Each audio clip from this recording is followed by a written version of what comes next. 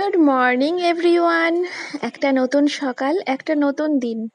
দেখো, আজকে অনেক সকাল থেকে ব্লগটা স্টার্ট করছি। সকালের কাজকর্ম বলতে ব্রাশ টাশ করে নেওয়া হয়ে গেছে, মেয়েকেও ব্রাশ করানো হয়ে গেছে, বাবাকেও করানো হয়ে গেছে, বিছানাটাও তোলা হয়ে গেছে। আর দেখো, এগুলো সব, এই বাসনগুলো আমি রাতে মেজে রেখেছিলাম। তো সকালবেলা রোজ চা করতে করতে আমি এই বাসনগুলো সব সাজাতে থাকি। তো দেখো, আমি বাসনগুলো সব সাজিয়ে নিচ্ছি, যেটা যেখানে থাকে সেটা সেখানে পৌঁছে দিচ্ছি। তো তারপরে চাটা করব, চা খাবো আমরা। আর মেয়ে তো সকালবেলা দুধ খাবে, গরুর দুধ, তার মধ্যে বিস্কুট গুঁড়ো করে দিয়ে দেব। মেয়ে ওটা খাবে আর আমরা চা খাবো। আর বাবাকেও সকালবেলা একটু চা দেব।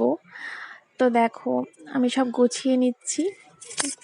আজকে ভাবলাম সকাল থেকে ব্লগটা শুরু করি। রোজ তো বেলার দিকে শুরু করি, তোমাদেরকে দেখানো হয় না আমার সকালের কাজকর্মগুলো। তো এক একদিন এক এক রকম টাইমে ব্লগসটা স্টার্ট করতে আমার ভালো লাগে। একদিন সকালে, একদিন দুপুরে, একদিন বিকেলে, একদিন সন্ধে, একদিন রাতে। রোজ রোজ যদি একই টাইমে ব্লগ করি, তাহলে বাকি সময়গুলো আমি কি করছি সেগুলো তোমাদের সাথে শেয়ার করা হবে না। আমার তো ইচ্ছা করে সকাল থেকে রাত পর্যন্ত একভাবে যদি সবকিছু তোমাদেরকে দেখাতে পারতাম, ভালো হতো। কিন্তু সেটা তো সম্ভব না, কারণ এডিটিংয়ের পেছনে অনেকটা সময় আমাকে দিতে হয়। তার উপরে তো অনেক কাজ করতে করতে যখন হাঁপিয়ে যাই, তখন আর ইচ্ছে করে না ক্যামেরাটা আমি অন করি। তো যাই হোক, আমি এখন এই গামলাটা রেখে আসবো কলপারে। এই গামলাটা কলপারেই থাকে, যেহেতু বাসন মেজে রাখতে আমার সুবিধা হয়। তো আমি রেখে এসেছি ওটা, সেটা আর তোমাদেরকে দেখালাম না। যাই হোক, তো দেখো কাজগুলো সেরে নিচ্ছি।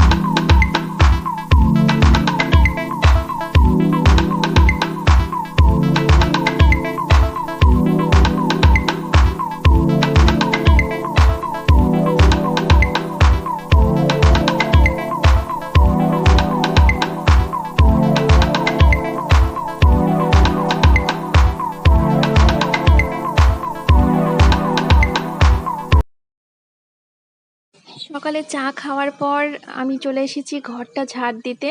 ঘরটা ঝাড় দেব, তারপরে তো ঘরটা মুছতে হবে, তারপরে ফ্রেশ হয়ে তারপরে টিফিনের চিন্তা। আগে ঘরটা ঝাড় দিয়ে মুছে নিই, নাহলে না আমার ঘরের মেঝেতে হাঁটাচলা করতে ইচ্ছে করে না। রাত্রে কি হয় কে জানে, ইঁদুরে আর জনি তো ছাড়া থাকে একেবারে, দুটো ঘর একদম কি করে রেখে দেয় জানো না। তো ঘর দুটো আমি ভালো করে ঝাড় দিয়ে নেব, তারপরে বাকি কাজ সারবো মুছে টুছে নিয়ে। তারপর আর মেয়েকে না, মেয়ে নিচে বসেছিল, নিচে টুল নিয়ে বসে ফোন নিয়ে সেই গেম খেলছিল। তো আমি ওকে ওপরে তুলে দিলাম, ওপরে তোলার পর আবার ফোনটা রেখে দিল, আমি চার্জে বসিয়ে দিলাম ফোনটা। আর তারপরে আমি মেয়ে খেলনা নিয়ে এখন খেলতে বসলো, খেলনা নিয়ে খেলছে আর আমি ঘরটা ঝাড় দিয়ে নিচ্ছি। তো দেখো, দেখতে থাকো।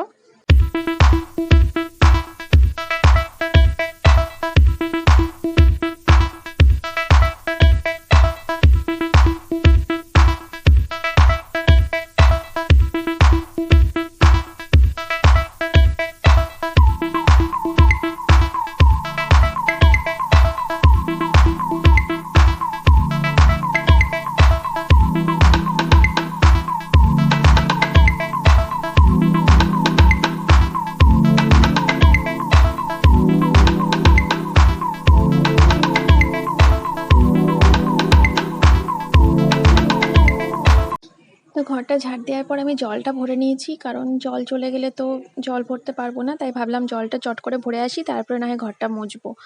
তো দেখো, আমি জলের বোতলগুলো এখানে সাজিয়ে নিচ্ছি, জলটা ভরা হয়ে গেছে। এখান থেকে আমি রান্না করব, খাবো, টুকিটাকি হাত ধোবো, আনাজ ধোবো, আমার প্রচুর জল লাগে। তো দেখো, আর এই বড় বোতল দুটো এখানে ঢোকে না, তাই এই দুটো আমি টেবিলের ওপরে রাখি। আর এখন আমি ভাতটাও বসিয়ে নিচ্ছি, কারণ ঘর মোছা হয়ে গেলে তো আমার হাজব্যান্ড একটু রেশন তুলতে যাবে, তা ওকে ব্যাগ ট্যাগ গুছিয়ে দিব, ও আসবে এসেই বলবে খেতে দাও, তাই ভাবলাম চট করে আমি ভাতটা বসিয়ে দিই। তা ভাতটা হয়ে গেলে আর কি দিয়ে খেতে দেবো সেই চিন্তাটা থাকে না। ও ফ্রিজে তরকারি আছে, মোচার তরকারি আছে, ডাল আছে, কালকের মেটোর তরকারি আছে, কিছু না কিছু একটা দিয়ে আমরা সকালে টিফিনটা করে নেব। আর বাবা তো সকালে আজকে ছাতু আর মুড়ি খেয়েছে, তার জন্য বাবা আর ভাত খাবে না আজকে সকালে। তো দেখো ভাতটা আমি বসিয়ে দিয়েছি, আর এই বোতল দুটো খালি হয়ে গেল, আবার ব্যাগের মধ্যে জমেও গেল। বোতল খালি মানে ভরে সারতে পারি না, আবার বোতল সঙ্গে সঙ্গে খালিও হয়ে যায়। তো সে তো হবেই, সংসার করতে গেলে, সংসারের সমস্ত কাজ করতে গেলে ওই জল তো হবেই খালি, কিছু করার নেই। তো আমি বারান্দাটা এখন মুছে নিচ্ছি, ওই দিকে যেটা এখন যেখানে মুছছি তোমরা দেখতে পাচ্ছ, এটা আমার বারান্দা। তো বারান্দাটা মোছা হয়ে গেলে তারপরে আমি ঘর মুছবো। আর এই যে আমার হাজব্যান্ড এখন বেরোচ্ছে, মাস্ক পরা হয়ে গেছে, ব্যাগও নিয়ে নিয়েছে সাইকেলে, তো বেরিয়ে গেল রেশন তুলতে। রেশন তুলে আসবে, তারপরে আমরা টিফিন করব। তো দেখো ঘরটা মুছছি, জনি খাটের তলায় রয়েছে, তাই ওই জায়গাটা আমি ঠিকমতো মুছতে পারি না। ও কাছে গেলে পরেই একদম রেগে যায় প্রচণ্ড, ও ভাবে ওর জায়গাটা বোধহয় আমি নিয়ে নিচ্ছি। ওখানে ওর জলের বাটি রয়েছে, আর ওর খাবারের বাটি থাকে সবসময়, জলের বাটি, খাবারের বাটি, ওভাবে ওগুলো বোধহয় আমি নিয়ে নিচ্ছি, তাই ওর ধারের কাছে যেতে দেয় না। তো সাইড দিয়ে মুছে নিলাম দেখো। তো ওই ঘরটা আমার মোছা হয়ে গেছে, এবার আমি এই ঘরটা মুছে নেব, ব্যাস তাহলেই হয়ে যাবে। আর প্রচণ্ড বৃষ্টি পড়ছিল সকালে, এখন একটুখানি বৃষ্টিটা ধরেছে, তো তার জন্য আমাকে একটু উঠোনটাও, জানি এখন ঝাড় দেওয়া ঠিক না, কিন্তু তাও ঝাড় দিতে হবে উঠোনটা, কিছু করার নেই। সাধারণত ওই ঘর ঝাড় দিয়ে আর বারণ দিয়ে আমি আমার ওই এই দিককার উঠোনটা ঝাড় দিই, কারণ ওটা পুরো সানের, তো ওখানে আমি আর ওই উঠোন ঝাড় দিয়ে ঝাঁটাটা আর লাগাই না, ভালো লাগে না। কিন্তু আজকে যেহেতু বৃষ্টি পড়ছে, তাই ঘর ঝাড় দিয়ে বারণটা, ওটা ওখানে ঝাড় দেওয়া যাবে না, তাই ওখানে উঠোন ঝাড় দিয়ে ঝাঁটা দিয়ে একটুখানি জলটা স্লাইড ইয়ে করে নিতে হবে, তাহলে যাতে সঙ্গে সঙ্গে তাড়াতাড়ি শুকিয়ে যায়, বৃষ্টি না হলেও, রোদ না উঠলেও যাতে শুকিয়ে যায়। তো দেখো এই ঘরটা মোছা হয়ে গেছে। আর আমি না, জানো তো তোমাদেরকে বলা হয়নি, আমি ভিডিও এডিটিং করার সময় আমি না কোনো একটা সিন ধরো মানে কাটতে হবে, আমি না সেটা কাটতে পারছি না, জানো তো কেন যে এটা হচ্ছে আমার সাথে, আমি বুঝতে পারছি না, কাটতে পারছি না। তো কোনো ভিডিও যদি কোথাও কিছু একটা ভুল থেকে যাচ্ছে যে না এটা পোস্ট করা যাবে না, তখন আমাকে পুরোটা ধরে ডিলিট করে দিতে হচ্ছে। কি করব, আমি পেরে উঠছি না, কেন জানি না, কিছুতেই পেরে উঠছি না যে কিভাবে যে কাটতে হয় কোনো একটা সিন, যেটা আমি দেখাবো না, এটা আমার প্রবলেম আছে, আমি সেটা পেরে উঠছি না। তো দেখো এই টুকটাক ক্যামেরা সেটের সিনগুলো হয়তো সবাই হয়তো এই শ্যুটগুলো ডিলিট করে দেয়, যে ক্যামেরা সেট করা, সেইগুলোও দেখো আমার ভিডিওতে তোমরা দেখতে পাবা। আমি কখন কখন ক্যামেরাটা নড়াচ্ছি, কখন কখন সেট করছি, এগুলোও তোমরা দেখতে পাবা, কারণ আমি এই শ্যুটগুলো কাটতে পারছি না। তো দেখো আমি এদিককার উঠোন বা বারান্দা যাই বলো, কলপাড়ের পাশটা যেটা, তো সেখানটা ভালো করে জলটা সরিয়ে নিচ্ছি, যাতে রোদ না উঠলেও শুকিয়ে যায়। আর বেশি জল থাকলে ও রোদ যতক্ষণ না করা হবে ততক্ষণ শুকোবে না, ওই জন্য জলটা হালকা করে সরিয়ে নিচ্ছি, তো শুকিয়ে যাবে, একটু বাদে শুকিয়ে যাবে, হাওয়া দিলেই শুকিয়ে যাবে। তো এবার হ্যান্ড ওয়াশ দিয়ে হাত ধোয়ার পালা আমার, কারণ এই ঘর ঝাড় দিয়ে মুছে এইসব নোংরা টোংরা ঘেটে আমি এই ড্রেস চেঞ্জ না করে আর হ্যান্ড ওয়াশ দিয়ে হাত পা মুখ ভালো করে না ধুয়ে আমি ঘরে ঢুকতে পারবো না, অস্বস্তি করবে, অত সুন্দর পরিষ্কার করে মুছে নোংরা গায়ে ঢুকবো। এরকম মনে হয়, জানি না কেন। তো আমার হাতটা ধোয়া হয়ে গেল, এবার আমি ফ্রেশ হয়ে ঘরে ঢুকবো। ঘরে আমার মেয়ে একা একা খেলা করছে এখন, পাশের ঘরে তো বাবা থাকে, বাবা তো আর নামতে পারে না, আর আমার বড় গেছে রেশন তুলতে, মেয়ে এখন খাটে বসে বসে কি করছে কে জানে। আমি তাড়াতাড়ি করে কাজটা সেরে এক্ষুনি ঘরে যাব। তো আমি ঘরে চলে এসেছি, আমার মেয়ে বিছানাতে বসে খেলা করছে, খেলনা নিয়ে খেলা করছে, ফোনটা এখন নেয়নি। তো যাকগে, ফোন যত কম নেয় ততই ভালো। তোমরাও আমাকে কমেন্ট করেছো একজন, যে বাচ্চার হাতে অত ফোন দেওয়া ঠিক না, কিন্তু কি করব আমি, বলো তো কি করব। এই যে সংসারের এই কাজগুলো, সমস্ত কাজই তো আমাকে করতে হয়, প্লাস মেয়ের খাবার, মেয়ের দেখাশোনা, তারপরে আমার বাবার তো রয়েছে এখানে, বুঝতেই পারছো কত মানে বড় একটা চাপের ব্যাপার। তো সেই সব সামলাবো, নাকি এখন বাচ্চার হাতে ফোন দেবো না, বাচ্চাকে সবসময় নিয়ে রেখে দেবো, এটা মানে ওটা হয় না। ও ফোনটা নিয়ে কার্টুন দেখে, আর আমি তখন দুনিয়ার কাজ সারতে পারি, সমস্ত কাজ সারতে পারি, ও আমাকে একটু বিরক্ত করে না। আর যদি ফোনটা না দিই, আমার মানে নাইটি ধরে টানবে, চিৎকার করে কান্না করবে, আর আমি ওর মধ্যে কি করে সংসারের এত কাজ করব, তোমরাই বলো।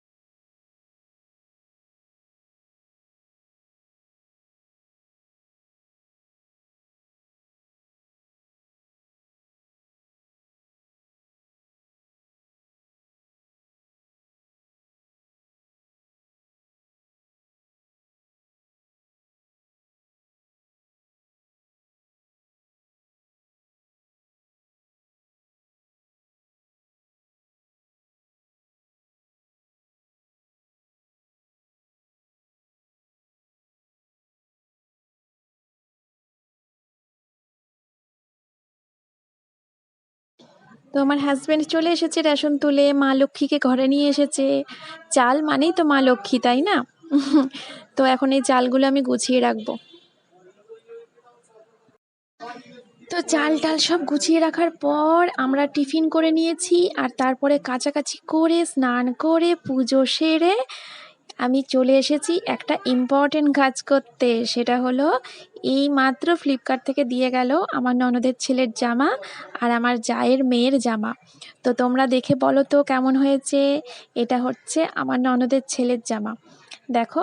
এটা হচ্ছে কুর্তা, কুর্তা বলে। তো এর সাথে একটা প্যান্টও রয়েছে, এটা ইয়েলো কালারের, খুব খুব সুন্দর হয়েছে, এটা আমার ভীষণ পছন্দ হয়েছে। তো দেখো, এটা কিনেছি, মানে কিনেছি বলতে আমার বাবা কিনেছে, আমি না। তো যাই হোক, তো আর এরপরে রয়েছে দেখো আমার জায়ের মেয়ের জামাটা। জায়ের মেয়ের জামার কালারটা খুব সুন্দর হয়েছে, ওটা আমি যদিও পিঙ্ক ভেবেছিলাম, কিন্তু হালকার উপরে পিঙ্ক এসছে। তো যাই হোক, পিঙ্ক তো পিঙ্কই হয়, হালকা ডিপ। তো আমার জায়ের মেয়ে প্রচণ্ড ফর্সা, প্রচণ্ড।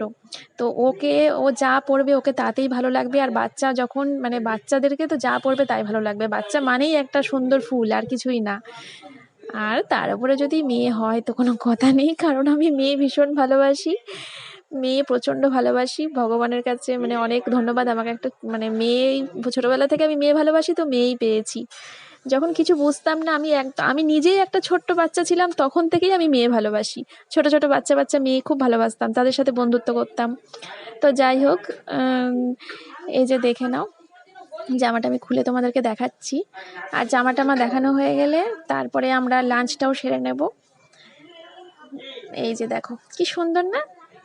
তো যাই হোক, এখানে দেখো, আর এগুলো সব দেখানো হয়ে গেলে আমরা লাঞ্চ সেরে নেব, মেয়েকে খাওয়াবো, তারপরে বাবাকে ভাত খাওয়াবো, তারপরে আমরা ভাত খাবো, তারপরে বাবাকে পরিষ্কার করব, তারপরে ড্রেসটা চেঞ্জ করে আমি ঘুমিয়ে পড়বো।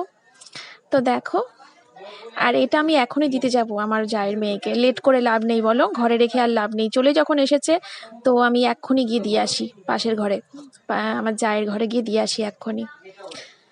তো আজকের ব্লগটা আমি এখানেই শেষ করছি। তোমাদের সাথে আবার দেখা হবে তোমাদের সাথে আমার কালকে নতুন ভিডিও নিয়ে, নতুন ব্লগ নিয়ে। ততক্ষণ তোমরা ভালো থেকো, সুস্থ থেকো, নিজেদের শরীরে খেয়াল রেখো, আর অল টাইম হ্যাপি থেকো, একদম হ্যাপি, ঠিক আছে?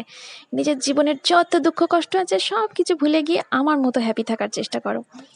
তাহলে আজকের মতো টাটা, বাই বাই।